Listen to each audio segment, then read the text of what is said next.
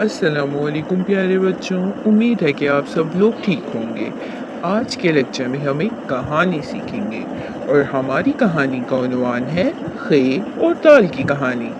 यानी खे और दाल से बनने वाली चीज़ों, फलों, सब्जी या किसी जानवर का नाम। तो सबसे पहले हम देखते हैं कि हमारी कहानी कहाँ से शुरू होती है।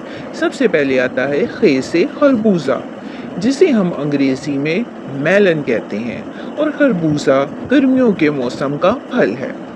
उसके बाद खे से खुबानी, जिसे हम अंग्रेज़ी में एप्रिकॉट कहते हैं, और ये भी हम गर्मियों के मौसम में बहुत ही शौक से खाते हैं।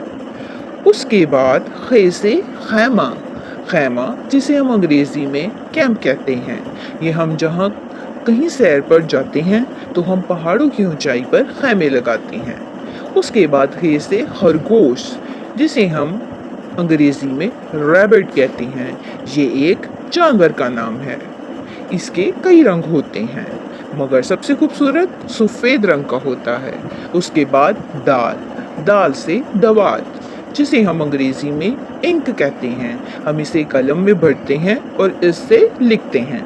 उसके बाद दाल से दरवाज़ा, जिसे हम अंग्रेज़ी में डोर कहते हैं। ये मुख्तलिफ रंग और अशकाल के होते हैं जो कि घरों में लगे होते हैं। ये हमारी हिफाजत के लिए होते हैं। दाल से दुल्हन, जिसे हम अंग्रेज़ी में ब्राइड कहते हैं। उसके बाद हमारी कहानी का आखिरी लफ्ज़ आता है, यानी कि दाल से दोस्त, दोस्त जो हमारी खुशी और गम में हमारे काम आते हैं, और हम इन्हें अंग्रेज़ी में फ्रेंड कहते हैं। उम्मीद है बच्चों कि आपको आज का लेक्चर समझ आया होगा। अगले लेक्चर में फिर मिलेंगे।